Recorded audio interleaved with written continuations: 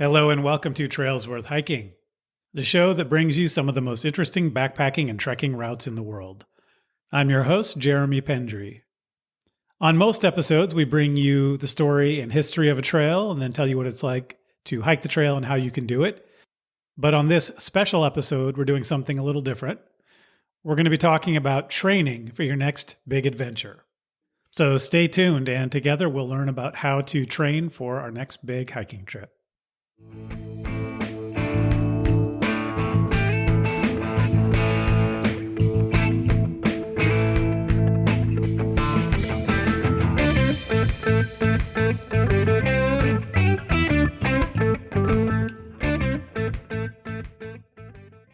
Hello, everyone. Welcome to Trails Worth Hiking.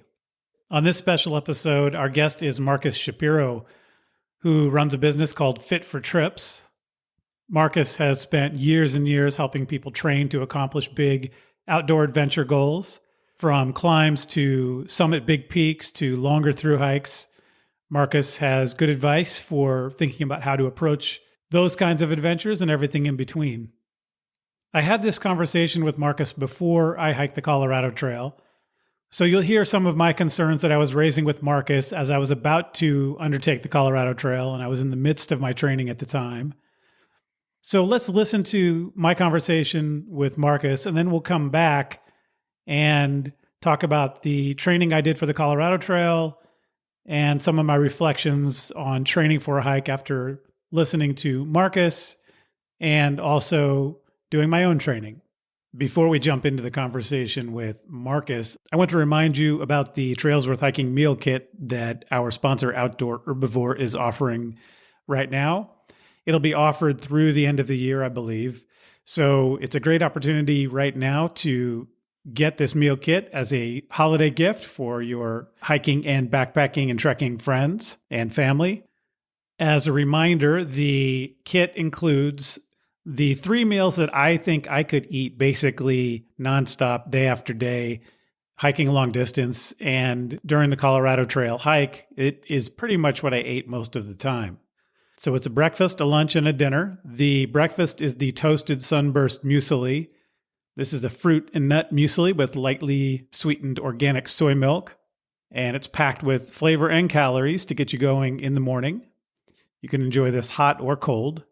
The lunch is the hop pea slop, one of my favorite names of the Outdoor Herbivore meals. This is a cold salad featuring green peas, carrots, walnuts, and sunflower seeds in a creamy, dairy-free, herbaceous ranch dressing. You just add a little bit of cold water and you wait a few minutes and you can stir it up and eat it. I like to eat it partially on tortillas, and then the rest I just finish off with my spork. And the dinner is the Naked Freckle burrito, which includes black beans, brown rice, and mixed bell pepper. And this is great with tortillas as well, as you can imagine. Or if you want to add extra hot water, you can eat this as a soup in the evening, which is a great way to rehydrate and have a meal at the same time. It comes with an optional Cholula sauce, which I highly recommend you check the little box there and make sure you get your packet of Cholula sauce, which is something that spices up any burrito. And right now you can get this meal packet on Outdoor Herbivore at a 20% discount off the regular price by entering the discount code TWHCT, Trails Worth Hiking Colorado Trail. Again, that discount code is TWHCT, and this offer is available, as I said, I think through the end of the year, so certainly through the holidays, and would make a great gift for your outdoor adventure friends and family, as I said. All right, thanks again to Outdoor Herbivore for sponsoring the show, for sponsoring my Colorado Trail hike, and for providing this discounted meal kit to Trails Worth Hiking listeners. All right, with that, let's listen to my conversation with Marcus Shapiro.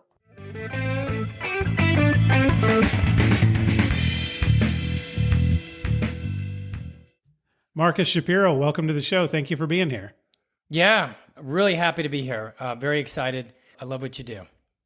Thanks. So you have a company called Fit for Trips. Tell me about Fit for Trips. What kind of services does it provide, and how do you generally help hikers? So the services. So, back in the day, back when I launched in 2009, I actually did adventure travel fitness. So that actually entails hiking, backpacking, trekking, paddle sports or paddling, mountain biking, and cycling. But now I work with hikers, backpackers, trekkers. Yeah. And so generally, are you generally trying to get people to get trained for their activities that they're going to be doing? Yeah, that's it. They come to me with usually they've booked an itinerary with a tour operator, or they're doing some iconic hike or backpacking trip with some friends. They find me on the internet and they reach out to get a training plan. Now, some people just want to get in shape for hiking. I'd say that's few and far between, but there's usually an impetus for somebody to reach out. Okay, so I'm excited about this conversation because, as I've mentioned to you before, I'm going to be hiking a big hike this coming summer. I'm going to be hiking the Colorado Trail, or at least attempting to hike the Colorado Trail in Colorado from Denver to Durango. And I've never hiked anything of this distance. I've done some pretty long hikes, a couple 100 miles, but this one's almost 500 miles. And so I think it'll be fun for us to have a conversation where I can get a sense of how you might coach somebody to think about training for a hike like that. But before we jump into all of that, I wanted to mention also that you have a blog on your website, as well as I think you've recently started a podcast. Can you talk a little bit about what those are about? Yeah, absolutely. Let me just go back for 1 second. I think it's important that people understand there are typical concerns. And so when people come to me, they're very specific. And oftentimes they'll tell me that they're worried about holding up the group. Okay, or maybe breathing at altitude is something that they're concerned about. Endurance going uphill, knee pain going downhill. Those are very common ones, and there are others, but what my goal is and what my role is obviously to provide a training program to give them the confidence that they can complete this iconic trip or adventure, because oftentimes people can only do this once or maybe once a year, maybe once every 5 years or so. So there's a lot at stake and there's a lot on the line, and I'm always excited to help people work through that. But going back to the podcast, the Hike Strong podcast is something I just recently launched. And the reason why I did that is because I'm used to people coming to me with an adventure or a hike, backpacking trip that they want to get in shape for. But two things, I'm also very curious like you are. So I like to talk to people and I like to ask questions and learn. So that was one reason to start it. But the other one was I want to help people build, probably kind of like you, build their bucket list of hikes. Okay, well, what's one way to do that? That is to provide very competent people that are familiar with particular trails. Again, similar thing to what you do, but it's a little more of a fusion of fitness and hiking. So it's always important to weave in, okay, well, how do you get in shape, for this particular trip? So I probably don't go into as much detail about the destination as you might. So those are kind of the two main reasons. Cool. So you said you've been doing this since 2009. I'm just curious, how did you get into this field? It's such an interesting space to be in. How did you become someone who's focused on training hikers? Well, I think I was always destined to train people and to work in the fitness industry. My most impressionable years were kind of late 80s in high school. And, bodybuilding was a thing. I never competed, but I loved it. And so back then, just the influence of Arnold Schwarzenegger. That's what we had back then. It's so different now. It's evolved. And it's really a lot more interesting and a lot more fun. But I went to University of Alabama and I got an athletic training degree. And an athletic training, it's kind of a misnomer. It's not so much training athletes. It's more injury prevention and treatment. Okay. So I knew, I couldn't get into, personal training wasn't a thing back in the late 80s. So I was like, okay, athletic training's great. Let's do that. But then just out of, being in the right place at the right time, I was asked in 93 when I graduated from Alabama I moved to Georgia to work at a physical therapy clinic. But while studying for my license to practice as an athletic trainer, that's when I had to work at a gym, minimum wage, floor trainer, clean equipment, do what you got to do. They started a personal training program. So I've been training since 1993. Fast forward to, let's say, the late 90s when adventure racing first started, and I started doing mountain biking. And that's when I first made that connection for training for an outdoor pursuit of some kind. And then I met my wife around the same time, and we did a lot of traveling to Africa and French Polynesia, Galapagos, Costa Rica, a lot of places. And I thought, well, wow, how about I marry these two things that I love? And so I thought, okay, train people for their trips. And so I went online and I researched tour operator founders and talked with them about, if they thought this was a good idea, and then went to Adventure Travel Trade Association meeting, a summit, where all the tour operators in the world meet. It's really fun. Ground tour operators and outbound, inbound, that's all kind of nomenclature for the adventure travel industry. And I went there to pitch my idea. I hadn't built a website, hadn't done anything. And so I just knew that there was a void online because I'd seen very inferior information from the tour operators themselves. It's just not what they did. And so I pitched the idea. I went to Seattle, it was, and I got really good traction. And then I thought, well, this is worth doing. So I went and built out some proprietary software to deliver training. And then in 2009 is when I launched with Thompson Safaris, which I was really excited because that's the first tour operator that gave me the opportunity to train their clients. It seemed as though they were somewhat desperate to find this kind of service, this value-added service. Because like I said, there wasn't anything online. There wasn't really anybody doing this. So it was kind of a pioneer in the space. And, they just really wanted somebody to provide that service. And so they had a leap of faith in me. And I was grateful for that. And here I am, still doing it. So that's a good segue into what you actually provide. And from your website, it looks like you provide a hiking training plan. Talk a little bit about what that means to you. What is a hiking training plan and what can people expect to get when they get a hiking training plan? Well, there's a term called specificity of training. So a hiking training plan is different from a football training plan or a baseball training plan. Okay, so it's specificity, meaning you got to replicate the movements, kind of the energy expenditure, strength.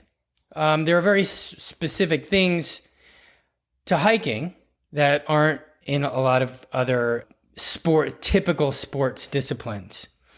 You got to focus on things like, elevation gain and distance, training vertically and training horizontally. Whereas on all the sports, it's all just kind of, there's a lot of agility, lateral movements, change of direction, things like that.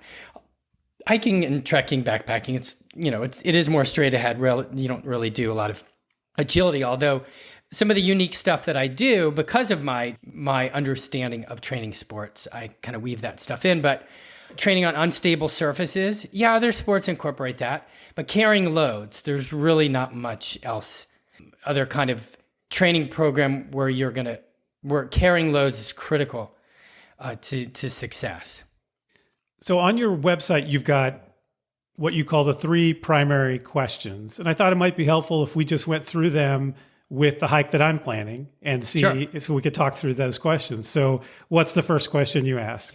Yeah. So what do you want to get in shape for?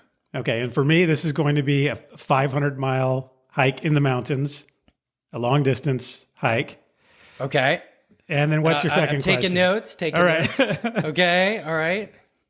All right. Keep going. That's what I need to get fit for. Okay. And what your second question would be what? I definitely need to know biggest concerns. Okay. That is critical. Okay. So I can give you, I'm a person that worries from time to time. So I've got all kinds of concerns, but let me give you a few of them. Okay. One is that in starting out my training a couple months ago, gave myself an avulsion fracture to my ankle. Okay. So I basically rolled my ankle and got a slight fracture. And I'm mostly recovered from it now, but I feel it a tiny bit. And I've got a couple of months to go before my actual hike. So one of the concerns I have is about whether there should be any particular way of training that takes into account that injury, or whether I'm mostly healed and should just let it go. And, so that's a concern, is recovering from that injury. Okay. Another concern is that although I do strength training at home, I mostly do upper body and core strength training because I have a history of sciatica that makes it difficult to do lower body training. Like things like deadlifts can really screw up my sciatica. Sure. And so I don't do those kinds of activities at home. Instead, I tend to go out and basically just do the actual hiking as a way of training. And I have the ability to do that living in California in an environment with hills and that has good weather.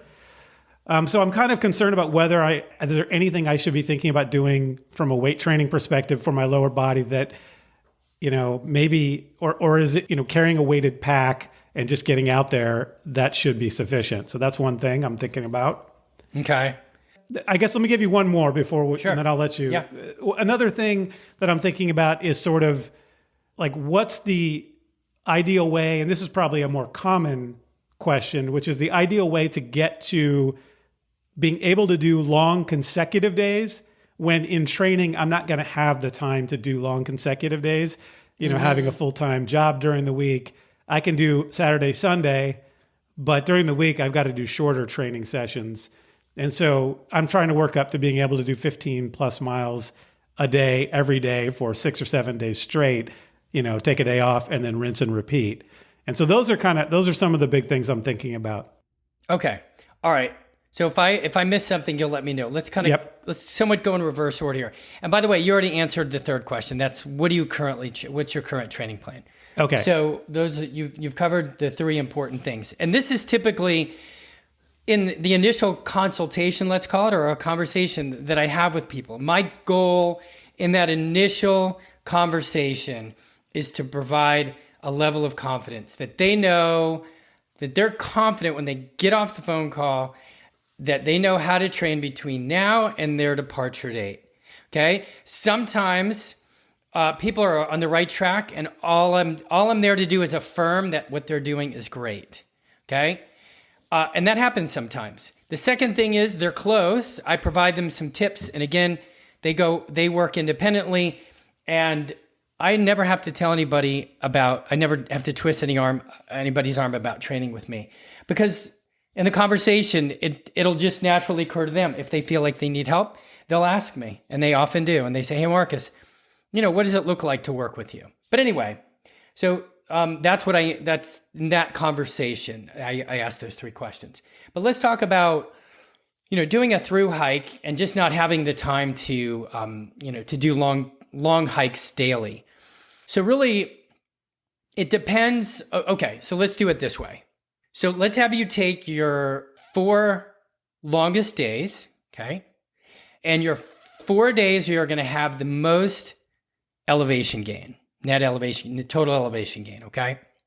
During the actual hike. Well, yes, during the actual hike, okay? And let's say that you have a base, okay? Let's say you have a base and you've been training, and now you're 12 weeks from your departure, right? Okay. You might want to do anywhere from 3 to 4x, 3 to 4 times taking those 4 days, the 4 longest days, taking the distance, and then taking the 4 most challenging elevation gain days, okay? And you probably 3x them. And you divide that by 12, and that's kind of your weekly volume, which can sound kind of low.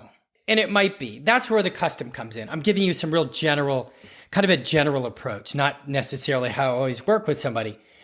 But to answer your question is, you can spread out the volume of work throughout kind of the week, but you don't have to have a significant level of distance built in every week. But there's something that I call either milestone challenges, or let's say milestone hikes in your case, which is unusual because most people that want to do these adventures a lot of times don't have access to hiking, which we'll get to at some point. So a milestone challenge is where you'll want to do, let's say, I'm going to talk about it in terms of elevation gain. Whereas let's say week 6, 8, and 10, you have a milestone challenge. Okay. So let's say week 6, you might need to do in one day, let's say 10 miles and 4,000 feet of elevation gain. Okay. You can probably do that on a trail or do hill repeats, on a trail and record it with whatever device you use. You can figure it out. But oftentimes people will have to walk on the flats with a heavy pack and then have to stack certain activities.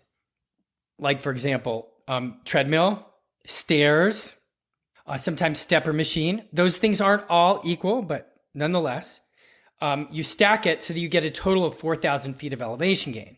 And on my website, I have an elevation gain calculator for treadmill and for stairs to help people, do this. But for somebody who's doing that and doesn't have access to big hills, would they do that maximum? Let's say they had to do a 20-mile day or a 10 or 15-mile day. Would they stack those stair climbing on a machine in the same day that they're actually walking distance? Like they would do all of that elevation and distance in the same day, kind of mixing together Yes. walking and machines. That is correct. Okay. Yeah. And so maybe week 6, you might do 2 consecutive days. Week 8, you might do 3, and maybe do 4 in week 10. And really, I've found that you don't have to taper, but really a week. I found to be plenty of time.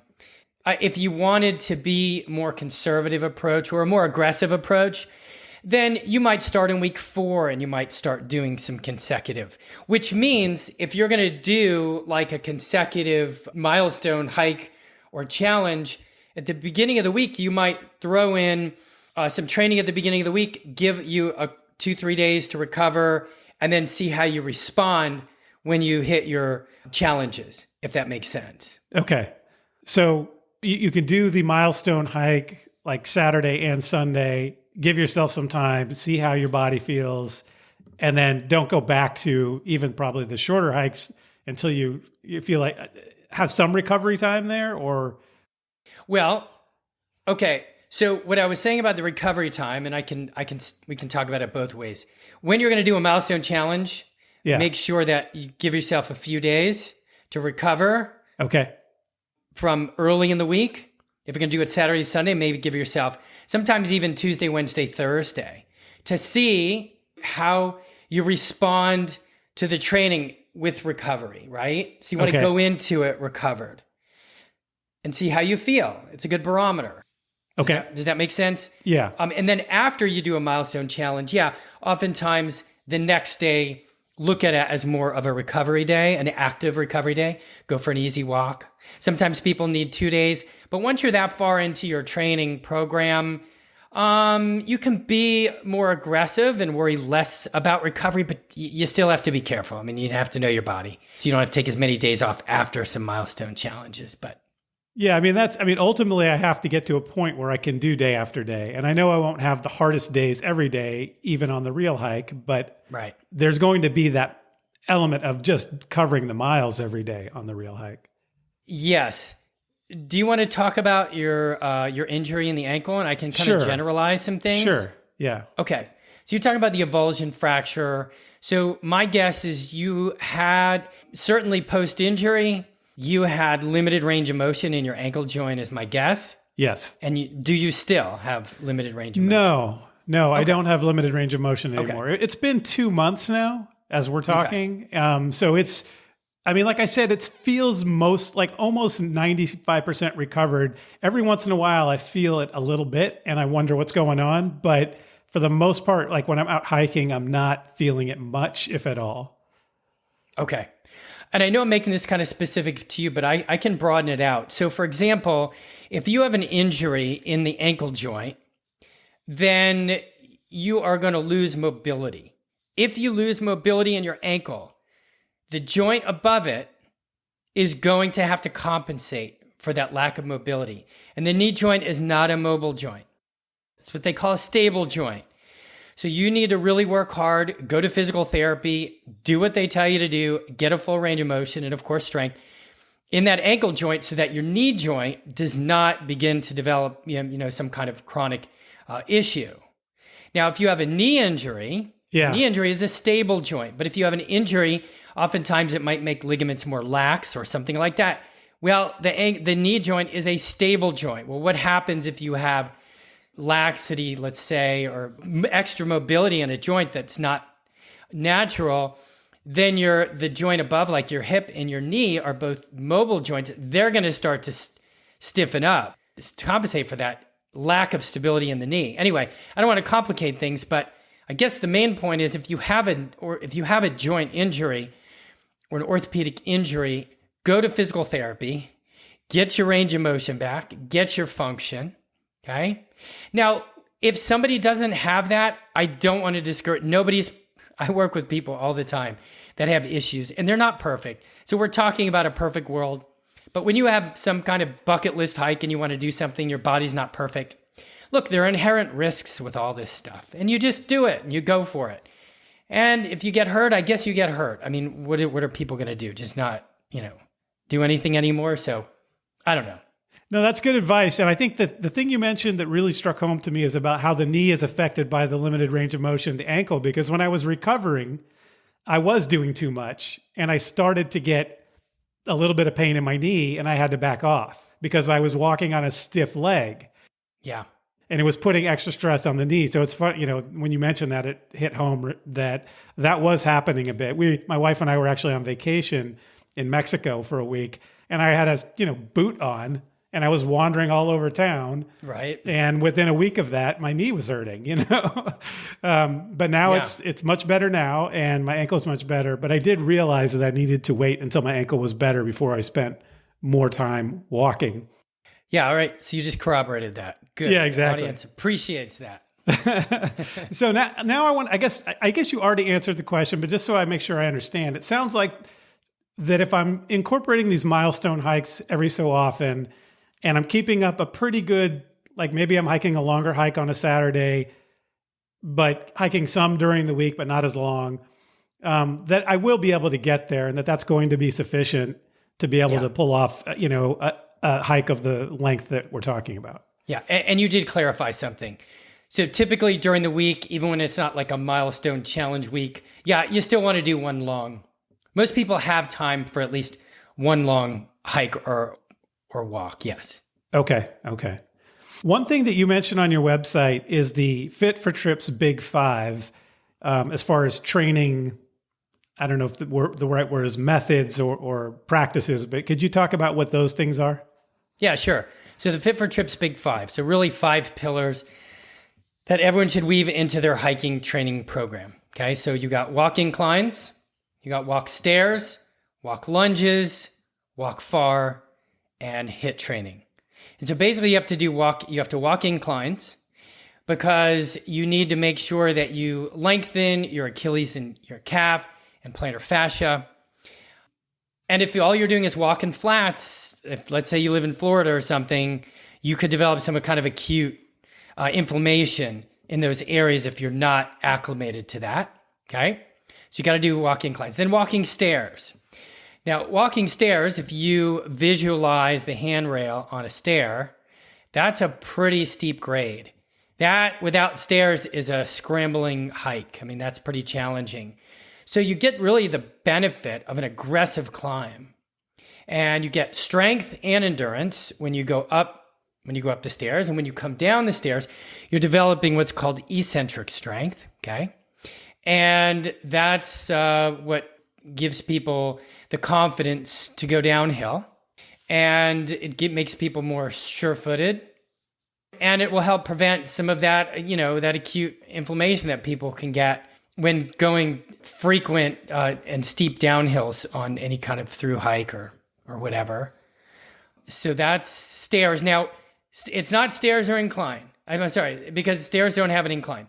So if all you do is stairs, you're not getting that stretch. Okay, so that's why you should do both. Those are a completely different activity, and that is a good point to make, that both are going up or down, but they're affecting your body very differently. Yes, but also think inclines. Some people they don't even have hills. So they'll walk inclines and they'll have to use the treadmill.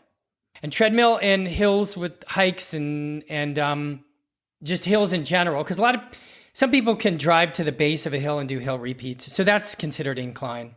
But, it's you got to do both. Now, again, treadmill is not equivalent to those, but when you do stairs, you definitely are filling in that gap that you get when you're actually able to hike, okay? And then we get to, did that make sense, or should I cover anything else with that? No, I think that makes sense. Okay. Yeah, I think those are good. Okay, so walk lunges is kind of a catch-all term for leg strength, okay? Now, when you think about lunges, typically in a set, you're going to do maybe 15 to 20 paces with your body weight and then graduate to like holding dumbbells or kettlebells. But when you think about hiking, you're talking about tens of thousands of steps. So how the heck does that help? Well, if you ever have to step up onto, some kind of like railroad ties or like boulders or something like that, and your knee and hip joint are now at 90 degrees. Okay, if you're going on a walk, you're never getting that. Okay, so if you go to step up on something and you're now all of a sudden going to recruit those glute muscles or those quads, and you go to step up, especially with a pack, you can easily strain your muscle. So it's not the only reason, but that's one reason why you do. Now, again, walking lunges being a catch-all term, step-ups, deadlifts. I mean, there are all kinds of things that you can do. For someone like me who has sciatica issues, what I tend to do, like I said, is just sort of get out and find the steepest hill in the nearby open spaces and park spaces that we have and just start going up and down.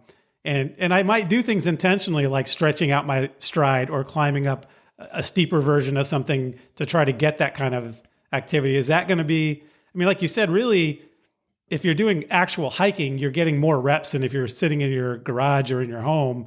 So I'm thinking that maybe that covers what I need for that, but any thoughts on that? Yeah. Okay. So when you're just out hiking and walking, you're not always getting that range of motion, that 90 degree in the hip and knee joint. But that being said, the reality of it is not everybody can incorporate all 5 things. And because of that, that does by no means you're going to be unsuccessful. So in your particular case with sciatica, that can radiate from different places. It could be your lumbar, your could be your sacrum area, and your glute area. Sciatica is really tricky, and you don't want it. The main thing is to just calm that nerve down and that inflammation. And so you really can't. You don't want to aggravate it. And if that means you can't do those things, so be it. You'll compensate in other areas and add more volume of training somewhere else. So okay, you're going to be fine. All right. And then the next one is walk far, which I think that's the one I understand the most. Yeah. And it's all relative. It depends on the person's itinerary. In your particular case, you might want to hit some 20-mile days. Some say, do maybe 75% of your longest day. Maybe you'll go up to that. I think that's fine for like marathon training when you're running. You might do that. Some people like to train, not go the full distance, but I think when it comes to hiking, you can always pace yourself in a way that you can get. You can always hit whatever your longest day is, you can train that, and you should, in my opinion. What do you think about the idea that a lot of hikers have of, and I'm not saying do no training in advance, but hikers who kind of do train in advance, but not that heavily, and they kind of, their thought is on a longer hike, like a 500-mile hike, that they can sort of walk themselves into shape on the trail if they take a reasonable pace at the outset. What do you think of that as a way to sort of finish the training? Well, yeah, definitely. There's no doubt that you're going to kind of finish your training on the trail anyway, to some degree. But if your base is really low and you hit the trail, look, plenty of people do it. I wouldn't do it personally, but there are plenty of people that have success doing it. Now, they might have some obstacles along the way. Maybe blisters might become an issue that they didn't plan for. They didn't develop enough of a callus and where those hot spots would develop. So But people can do it. I've seen really mental toughness. It may not always be the best way, but mental toughness really can get you. If that's what you want to do, and for some reason you either don't have time or don't want to train, and you're going to go for it, I'm not going to stop you. In all cases, you might be successful, but the person who trained just might have an easier go at it. Let's put it that way. And so the last thing on your list of 5 is HIIT training, high intensity interval training. What kind of HIIT training do you think is best for hikers, and also best to, someone at my age who's in their early 50s? I worry about injury doing high intensity, like trying to sprint or things like that. Is there a way to do high intensity interval training that is safe for training for a hike? Yeah, absolutely. Yeah, HIIT training from an aerobic standpoint, because there's kind of 2 things that I like to do. One is kind of an aerobic HIIT training, and one is like a local muscle endurance type training. So as far as aerobically, the air bike is great. Okay. An elliptical is great. The stepper machine is also good. But when you do intervals on a stepper machine, you don't get much break. So your high might be a little bit sub high, meaning if you're on the air bike, you can literally stop. Okay. If you're on the air bike, which means you can just crank it, arms and legs, just crank it. And then when you're done, you can literally stop and let your heart rate and your respirations go down. Same thing on elliptical. You can because you can dial the resistance back to 0. You can just coast, let yourself recover. Doing a stepper machine is a little harder for interval training, but it can be done. I don't recommend sprinting. I think there's too much to risk unless somebody comes to me and say, "Hey, I already run and I want to do sprints." I won't talk them out of it, but I'm never going to recommend it if they don't already run. And swimming, you can swim. I love that. And then from a local muscle, any questions on that, or do you want me to go? No, I think you've got it there, and that makes sense to me. Yeah. So you were about to say one other thing, though. So then local muscular endurance, which doesn't really get your heart rate and respirations as high. And that would be like, I like Tabata squat jumps. Okay. So Tabata, it is 20 seconds on, 10 seconds off, 8 rounds. I think it's 4 minutes total. And you can do Tabata squat jumps or squats, and your quads will burn very intensely. And the benefit to doing that, as well as the other kind of HIIT training, is the recovery that you get. First of all, you'll be able to train, you'll be able to walk for longer distances. Let's say you've got certain points you want to get to. You have a better chance at walking longer, ascending for a longer period of time by doing HIIT training, and also your recovery. So when you stop, you're going to recover faster and feel like your muscles have kind of flushed out, kind of that burning feeling perhaps, and you can start right up and rock and roll. Also, look, when you're at high altitudes, you really need to work every energy system to mitigate those effects up there. You anticipated my next question, which is most of this hike is above 10,000 feet. Anything I should be keeping in mind to deal with that? Well, you're going to acclimate to that probably pretty quickly. But besides that, just in general, at a higher altitude, body's pretty complicated, like how it produces energy. It's easy when you're at sea level and you've got oxygen to help. It abundantly produces energy in that kind of chemical reaction.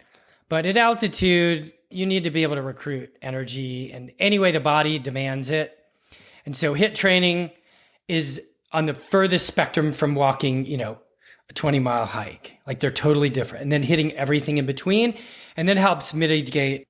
But, some people are still not comfortable with altitude. But that really, showing up and being in shape is the best antidote to having, those symptoms. Okay, I'm smiling now when you said that, because I just had in my last episode, I had a listener who asked this question, who lives at a low altitude and was training for a high altitude hike. And that's basically what I told them as advice, which is you just want to be in impeccable shape and like sort of over the top in great shape. And it really makes up a lot for dealing with altitude. At least that's what I've found over the years. And so yeah, you're right. I agree with that advice. One other thing that comes to mind in thinking about altitude and training for different kinds of hikes is the idea of what people should be thinking about differently, for example, to train for something like I'm talking about, which is a 500-mile thru hike, versus somebody who's going up Kilimanjaro, where it's basically, it's only a couple of days or a few days, but it's basically vertical and going to an extremely high altitude. And I guess the point I'm making is that there are some very different types of hikes, and I'm sure you deal with clients that have very different goals.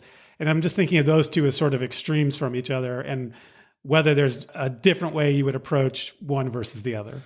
Yes, but in my formula, I guess in some ways it's not different, because I'm looking at I'm going to look at the itinerary. What's the total distance? What's the total elevation gain? And that will determine the volume of distance and elevation gain that someone has to do per week. It also dictates, as we talked about, kind of your milestone challenges. So when it comes to, Kili versus what you're doing, your long days, okay? Your milestone challenges. The volume of the week may not, well, with Kili, because the miles, it's not actually that long from day to day.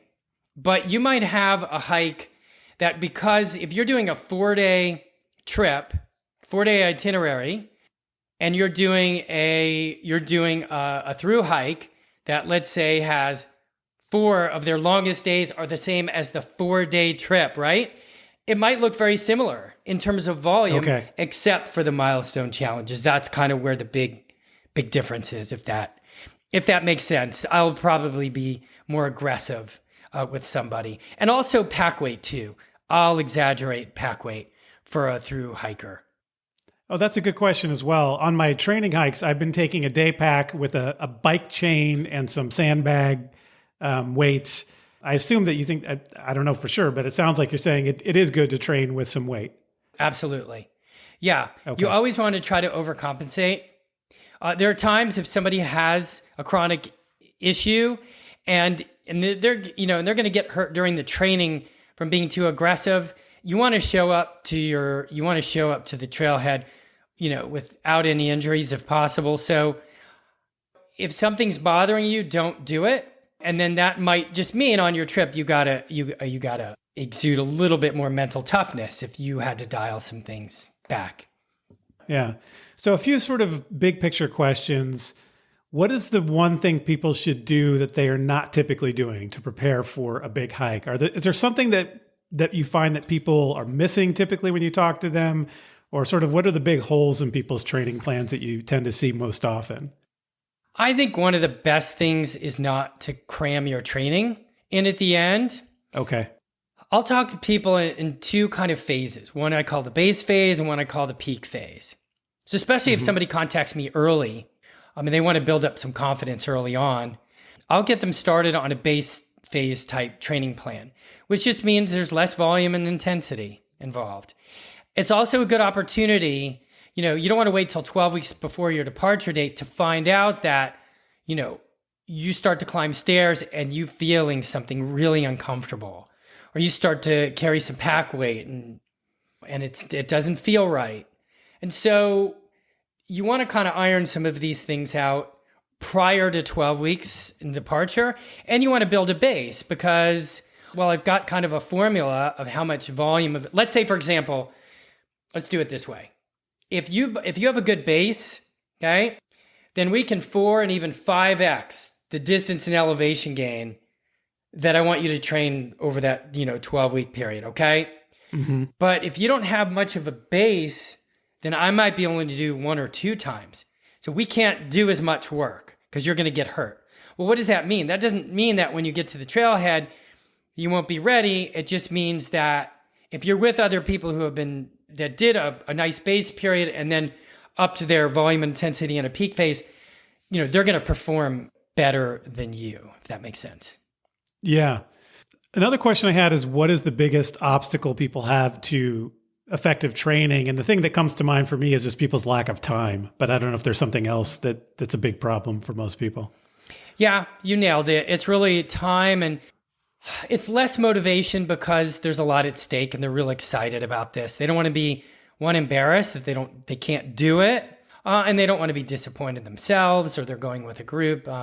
So usually the motivation is there, but sometimes people aren't motivated to do all that they should do. When I tell people you can get your elevation gain from treadmill, hiking and walking, and stairs, that's where you can get some vertical work, right? I always say, try to get like 50% of your volume of elevation gain on stairs and your hiking and walking, okay? And oftentimes, people don't want to do that because walking on a treadmill feels a lot easier because it's a very different kind of a training. You're not actually, on the treadmill, you're not actually accomplishing work per se. I'm not into physics necessarily, but physics, when you accomplish work, you're moving, like mass from like one place to another. Literally, you're doing work, right? On a treadmill, you're staying in one place. So you're not getting the same ground reaction forces and things like that. It's not as hard. That doesn't mean that it's not effective and that it's an important component. So really what I'm saying is they don't want to do some of the hard things. Okay. They might put in the time, but they may not want to do like stairs, or they may not want to do the strength training. Those are kind of the two of the obstacles that they need to overcome. And I guess that falls under the umbrella of motivation, I suppose. Okay. So on a related topic, but not exactly on point with training or physical training, is what thoughts do you have about food and nutrition during training and on the trail for people undertaking these kinds of hikes? I guess we can start with the trail. I mean, I can give you my own kind of personal, like, I guess, snacking and eating perspective, which is, it could be different with a thru hike. If I have an aggressive climb and I want to keep moving and there's a lot of elevation gain, on the hike, I'll keep a very low protein type snack. I'll kind of if I'm eating bars, I'll kind of keep it at 4 grams or lower, 4 to 0 grams. I want to keep moving. I want things to digest quickly.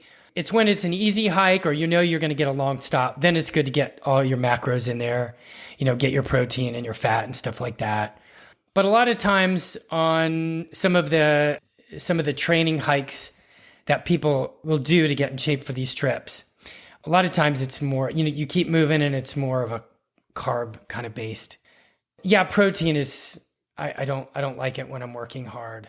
I think that's important for people to hear because there's so many people with different ideas about protein out there right now, and particularly those, sort of low carb ideas and high carb plant-based ideas. And there's lots of different approaches people have to eating, but I think it is important for people to realize they need energy when they're on the trail, when they're hiking long days, hard days. They've got to have energy that's available quickly. And that doesn't mean eating junk carbs, but you want to, if you're going to have a bar with maybe some fiber to it that might help you digest it slowly a little bit, that would probably be fine. But definitely it sounds like more carb heavy versus protein heavy when you're actually out there hiking makes sense. And I've actually looked at the macros of like a Snickers bar. Like a Snickers bar actually has like a macro of like I think a Lara bar or something like that. And if it tastes better, that's another thing. Bring things that taste good. If you get behind and you start to lose energy, it's hard to make that up. Yeah, that's a good point. So another piece of advice, eat every hour. If it's a hard hike, look, I can understand people not wanting to stuff themselves. If you know the trail well and you're not worried about getting lost, and maybe it's not that hard, and you don't feel like eating and you want to do something in a fasted state, fine, But if there is something risky, maybe you'll get lost, it's a new trail, or you're training hard, do not miss your snacks at all. So I am not one to miss a meal or a snack. Okay. I eat constantly when I'm on the trail, so that is not a problem for me. Sometimes I take what feels like an enormous amount of food and somehow I eat it. Eating's fun. I do love that about backpacking. I really do. I love that, if not in a hurry. I do love that aspect of it. Get to sit and have a meal and just relax and talk with your buddies, which is different than what I'm used to doing, which we'll get to that later. I'm pretty sure you'll ask. But another thing I want to say about the eating is if I'm training for an aggressive hike, I've got a place right by me, and I'll do 6 miles, I'll get 1,700 feet of elevation gain, and I'll move through it really quick, and I'll do all carbs. But I was with a friend on another trail. It was like an 11-mile trail, and I think we did 3,500 feet of elevation gain. Okay, so it is, in a way, it's harder. But we took our time, and we just ate whatever. Peanut butter jelly, meat stick, apple, nuts, So it depends. Okay. So anything I've missed that you want to talk about training in general, or how you approach this, or how people should be thinking about it? I don't think so. Other than I hope people just really take, what you and I are doing to heart. I mean, what we're ultimately trying to do is get people out on the trails. That's right. Okay? Me from the fitness standpoint, and you from getting people excited and comfortable and confident about these destinations. And I don't think you really live a fulfilled life if you haven't challenged yourself in the outdoors. I can be challenged on that, I'm sure. There are other things there are a lot of important things in life. But overcoming physical challenges in the outdoors, there's a lot of research that backs that up. I know from experience that it makes a big difference. If people want to read the book called The Comfort Crisis, that might that'll help people understand what I'm talking about. But I just want people to get out of their comfort zones and take to heart what we're doing. This is a passion for ours. And we hope people take it to heart. So, Marcus Shapiro, thanks for talking with me about training for hikes. But while I have you, I've got a few questions before we go. Sure. All right. So what is one hiking trip you've done that you think others shouldn't miss out on? Well, this is a little different than what on your podcast, but I think that's okay. You'll give me some leeway here.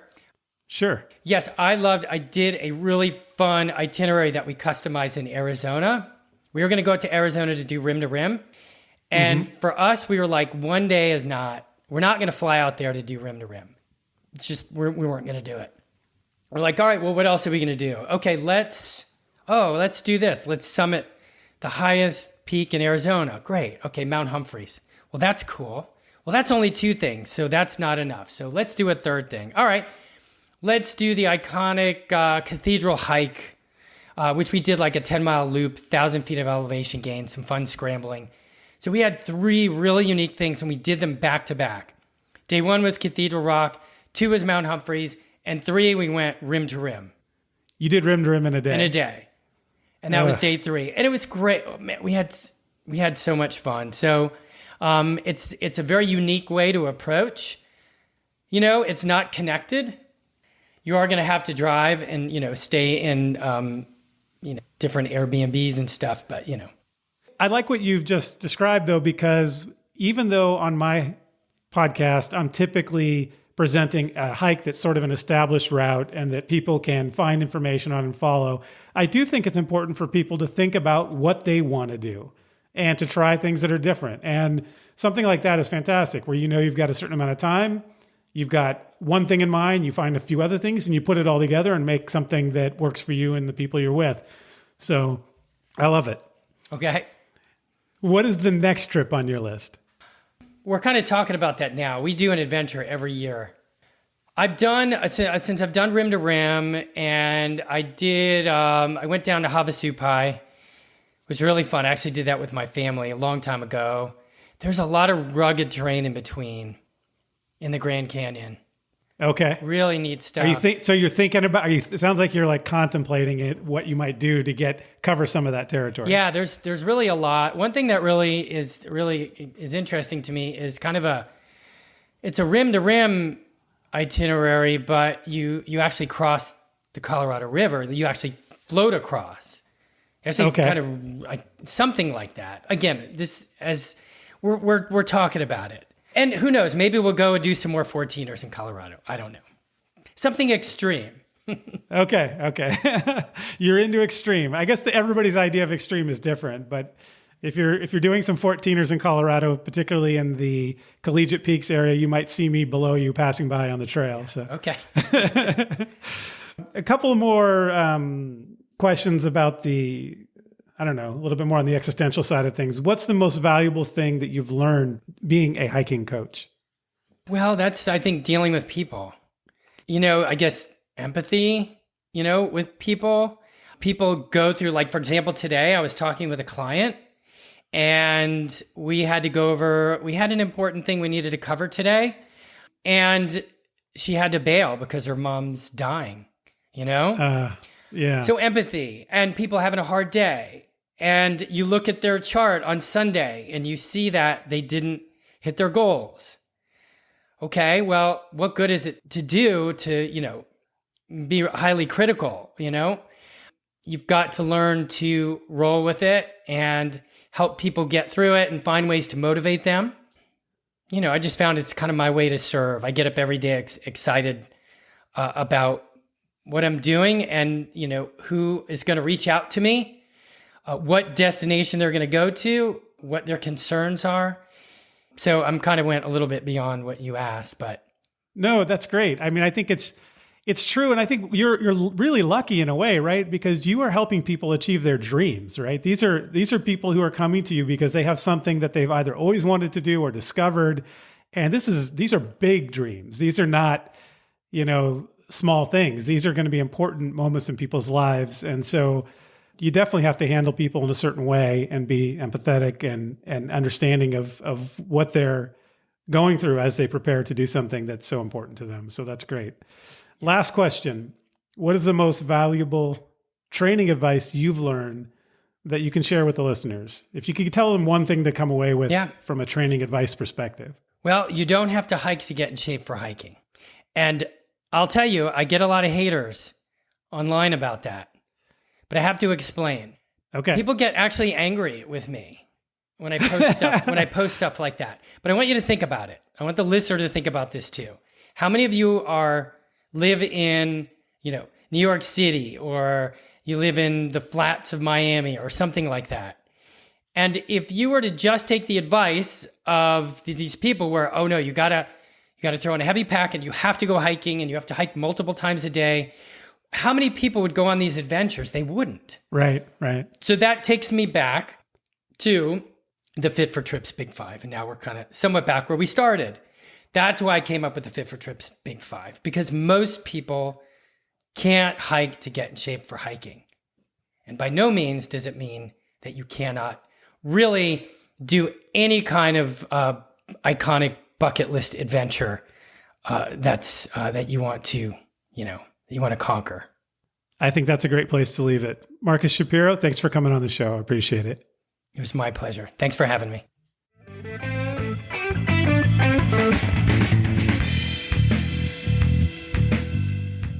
All right. Thanks again to Marcus Shapiro for coming on the show to talk about training. Let me give you a few of my thoughts and takeaways. One thing is, where possible, it's great to train doing the same activity you're going to be doing. Someone once told me that the best way to get in shape for climbing mountains is climbing mountains. But as you heard from Marcus, there are lots of people who don't have that opportunity based on where they live, and they can still train appropriately and get into the shape they need to be in to do those activities, even without going out and actually hiking or climbing mountains.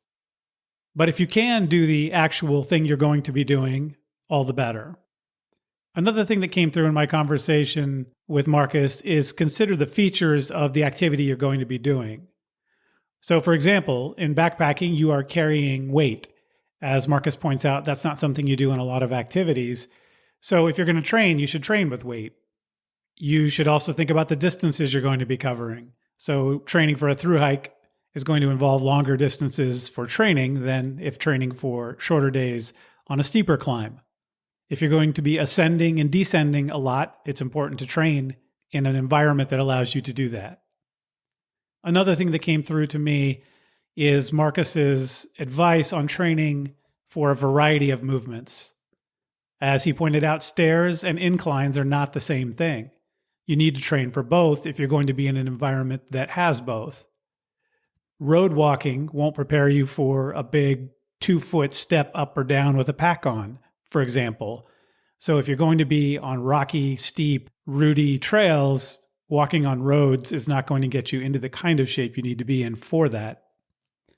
I think the Fit for Trips Big Five that Marcus talked about are really important. And so that's walk inclines, walk stairs, walk lunges, walk far, and do HIIT training, high intensity interval training. So all of those types of training, it's a sort of cross training, though it's the same activity, but doing it in different environments, really. So you're still out walking or using your legs, I should say, but in different ways that train your body to be able to handle different kinds of challenges that the adventure is going to throw at you. And one other thing that I noticed in the conversation with Marcus, something that we both agreed on, is that it really does help to just get into the best aerobic shape possible. This helps with altitude adjustment. It helps with endurance over multiple days. In general, it can make up for a lot of other shortcomings. So if you're in incredible aerobic shape, some of these other challenges will seem less difficult.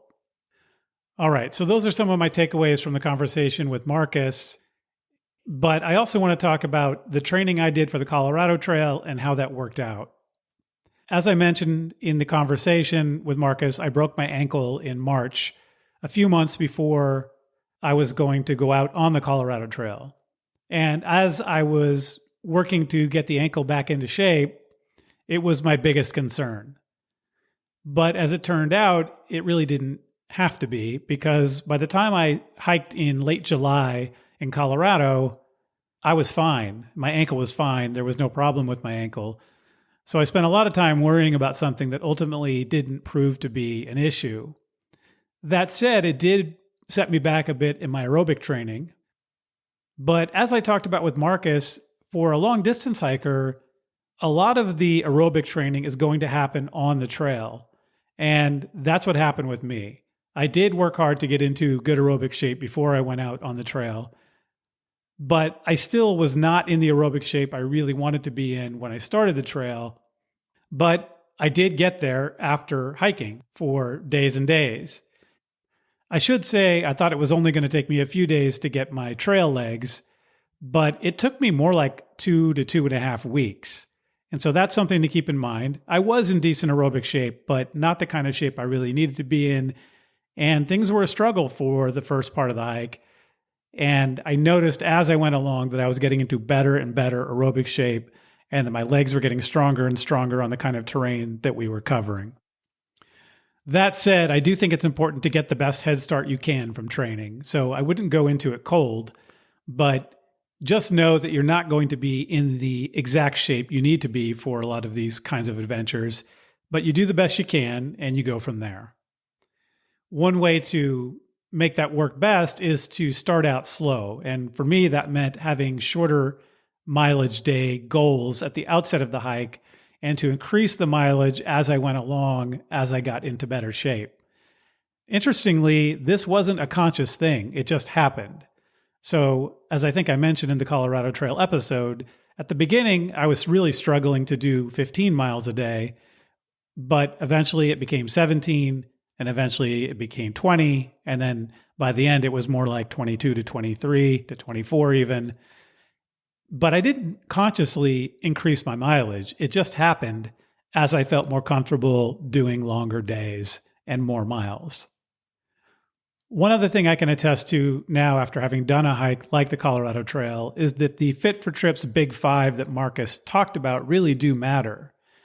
For example, I didn't do any lunges as part of my training. As I mentioned in the interview, I've had sciatica issues over the years, and I was worried about doing that kind of training because it could cause an injury before I even got out on the trail and possibly derail the entire trip. So I just didn't do a lot of the kind of training that maybe I should have. So how did that impact things? Well, in the first week on the trail, I injured my knee. I strained it on a long descent that had big drops between steps down. This was the first time I was descending from the Continental Divide, and it was a really rough trail, really rocky and rooty. And I didn't feel anything, honestly, going down the hill, but when I got to camp, my knee started swelling up. And over the next day, it got worse and worse. And the following day was really brutal in trying to get into Breckenridge.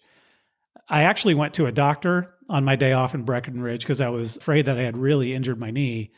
But the doctor really just saw it as an overuse injury or a strain of some kind that was minor. And I ended up just getting a compression sleeve for the knee and taking medications, regular painkiller type medication. And I just kept going. And interestingly, the knee didn't get worse from more use. It actually got better over time, which makes me think that I must have done something specific to strain it and that it wasn't just overuse. It was something where I maybe hyperextended it or who knows what, coming down that steep hill. So it did heal. And over time, it became less of an issue. I continued to wear the compression sleeve the entire trip just because I was worried about it. So there's something that maybe could have been averted had I spent more time training for the kind of movements that caused the injury. So lunge training could have been something that helped for that kind of descent. Another reminder I got as a result of my training and when I was on the trail is the importance of trekking poles as a backpacker. So I broke my ankle carrying extra weight in a backpack when I wasn't using trekking poles. So I had extra weight and couldn't use that to offset pressure when I rolled the ankle and had no way to fix it and ended up breaking it. If I had had trekking poles when I was doing that training, I probably could have avoided the severity of the ankle roll that caused the avulsion fracture I ended up with. In any event, that was from the training side of things. During the hike itself, I had actually forgotten to extend my trekking poles on that descent that hurt my knee. And that's something many people don't think of or don't do, but I highly recommend it. When you're going downhill, extend the length of your trekking poles to compensate. It doesn't have to be a huge extra extension of the trekking poles, but even extending them somewhat can make the downhills a lot easier on your knees. I'd forgotten to do that and was really upset with myself afterward when I had really bad knee pain. Another thing that happened during the hike that made me think of Marcus's advice is that I had some heel pain that started after the long ascent up the Coche Topa River that was basically 2 days of a sloped ascent. And it started to really hurt after that and took some time to go away and then came back and never quite went away completely. And this reminds me again of Marcus's advice that an incline is not the same as a stair and that you need to train for both of those things. I had trained going up and down hills, but I had nothing like the sustained 2-day incline that I essentially dealt with on that hike in my training. So when I was carrying a weighted pack actually out on the trail and doing a really long ascent like that, I just hadn't done something like that before, and it did end up causing some pain that came and went the rest of the hike. Another thing that I think is helpful to think about is that strength training really does matter. It's good generally, even when you're doing upper body training for hiking. It just makes things a lot easier. If you're using trekking poles, it's going to be easier if you have better upper body strength. You're picking up a pack, putting down a pack, you're setting up gear, putting away gear. There's a lot of reasons that it's helpful to just have throughout your body good strength and conditioning before you do a big hike. And of course, the more you can do lower body strength training, the better as well. One other thing that comes to mind to think about in training for a big hike is mobility. And I really do think that that's something I could have done a lot better with in my training. There was a time when I did a lot of stretching in my life, a lot of yoga, and I haven't done that much of it lately because of the sciatica symptoms that I experience from time to time. But I think it really could have made a big difference in the stiffness I experienced and other difficulties out on the trail.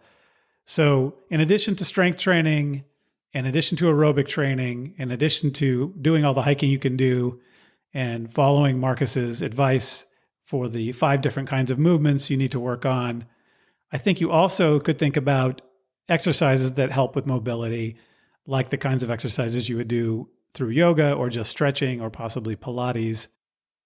One place this could make a difference is in sleep. When you have had a really hard day of hiking, things can stiffen up very quickly, and it can make it hard to sleep at night at times on the trail, or at least it did for me. So maybe additional exercises geared at mobility could help with that. All right. How would I train differently if I were doing this again? I would do more than just hike with a pack on. I would be more deliberate about the kinds of routes I train on. I would focus more on lower body strength and mobility work, as I just mentioned. I just wasn't willing to risk it due to my sciatica this time, but I have since incorporated this kind of training back into my normal strength training routine. So I'm hopeful that I'll be more comfortable doing that as I go forward in training for hikes. I would do even more distance work This time I didn't really do huge distances in my training, though I did as much as I could, but there were time constraints on that. I guess one thing I did do and that I would continue to do next time is to balance all of these training requirements or training goals against the chance of getting injured that could keep you from actually getting out and doing the hike you're trying to train for. So injuring my ankle really brought home the reality that I need to train, but I can't overdo it. It's okay to be not at 100% optimal training before you get out on the trail if you've done most of it, but held back enough to avoid injury. So that's one thought I have about going forward. All right, so I hope you've enjoyed this special episode with Marcus Shapiro and that you've gotten something out of this in thinking about training and how you might train. And certainly don't be shy about reaching out to Marcus if you think you need professional help and some accountability and getting yourself to get into top condition for your next big adventure. All right, next time on Trails Worth Hiking, we will be back to talking about a trail. We will be going to the northeastern United States for a wild and remote hike deep into the woods, where we'll pass lakes, skirt marshes, and cross rivers, and hike almost 140 miles on a trail that is celebrating its 100th anniversary. We'll be tent camping or staying in lean-tos along the way, even though we are only a few hours' drive from America's most populated city. Next time on Trails Worth Hiking, we'll travel to the Adirondacks of upstate New York, where we'll hike the Northville Placid Trail. If you have any questions or feedback on this episode or ideas for future episodes, reach out to me at trailsworthhiking@gmail.com. So start planning your next hike, and before you know it, you'll be on the trail. Thanks for listening.